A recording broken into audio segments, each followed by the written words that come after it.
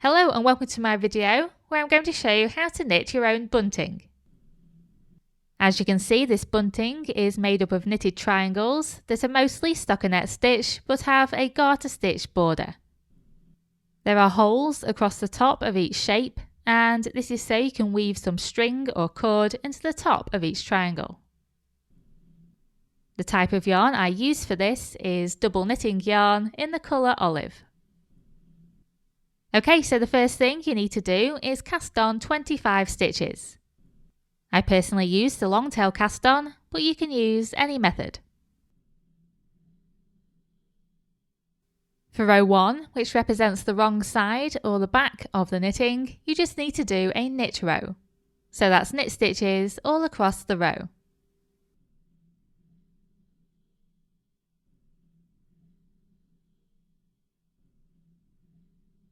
For row 2, you need to begin by knitting 2.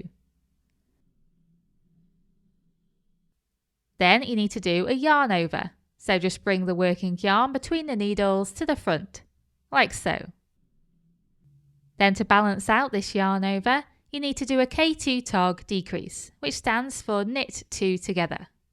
So all you need to do is knit the next 2 stitches together as if they were one. You then need to repeat yarn over, K2 tog, 10 more times. So that's yarn over, K2 tog, yarn over, K2 tog, and so on.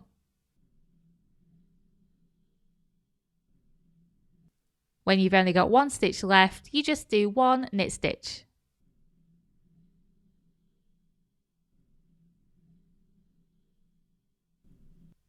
Then rows 3 and 4 are just garter stitch, so for each row you just need to do knit stitches all the way across.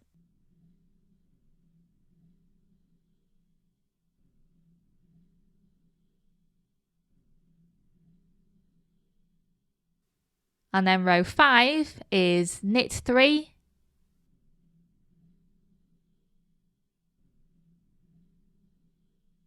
then purl until you've only got 3 stitches left,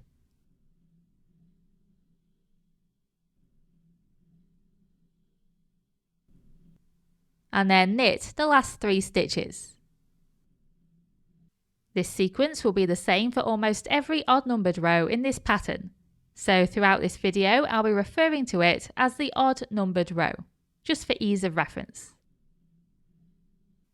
Then for row 6 you begin by knitting 3 stitches, and then you need to do an SSK decrease, which stands for slip slip knit. So with the working yarn at the back, you need to slip a stitch knitwise. So take your right hand needle into the top stitch as if to knit, but instead of knitting it, you just slip it off the end of the needle, and then repeat that again. Then take the left hand needle into the front of these 2 slip stitches, like so, and knit them together. This decreases the overall stitch number by 1. Then you just knit until you've only got 5 stitches left. So in this case you need to knit 15 stitches. Then you need to do a K2 tog decrease, so just knit the next 2 stitches together. And finish the row by knitting 3 stitches. Then row 7 is the same as row 5, which was the odd numbered row. So that's knit 3, then purl until there's only 3 stitches left,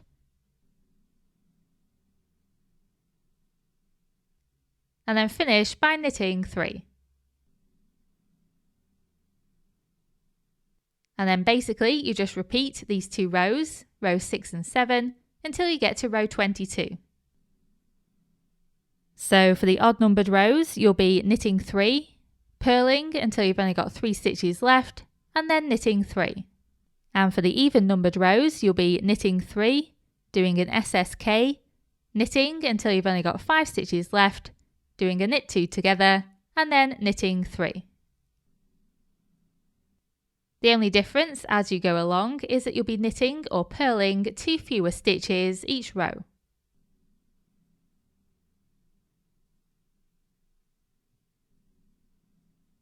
Then for row 22, you need to knit 3, then SSK, so that's slip 1 knitwise, then another, and knit them together.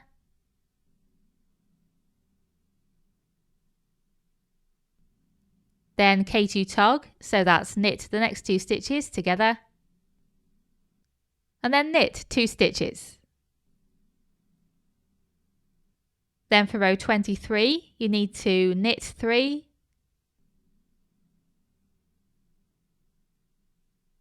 purl 1, and knit 3.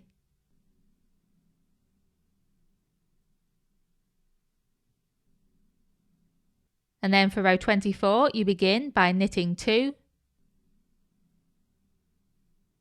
then do a K3 tog decrease, which is where you knit 3 stitches together at the same time.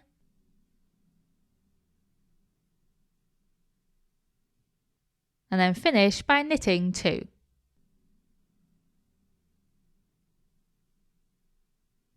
Row 25 is just a knit row.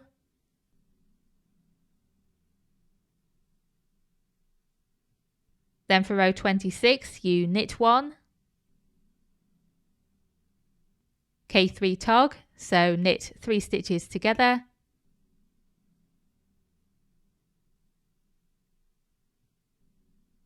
and then knit 1.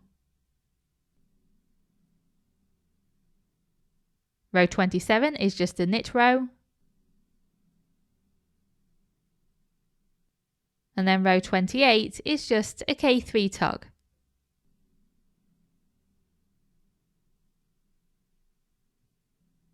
Then just cut the working yarn to leave you with at least 6 inches. Take the yarn tail through the last stitch and tighten. And here you can see the result.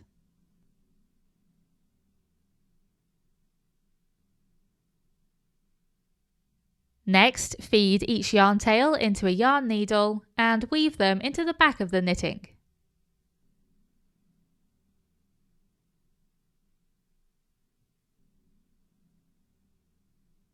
Then just repeat this pattern to make as many triangle shapes as you want. If your triangles are now curled at all at the edges, I would recommend that you now block them.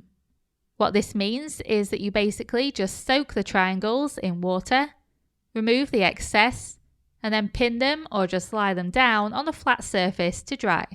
All this does is relax the stitches and allow the knitting to lie flat. Then once they're dry, you can just weave some cord or some string through the holes at the top.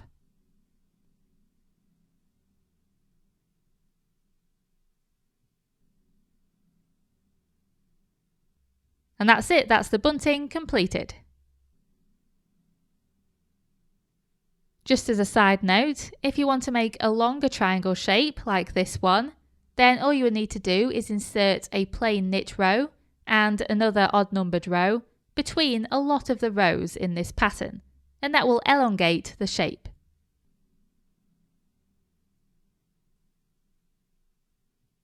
And that's it. I really hope you enjoyed this video, and thank you very much for watching.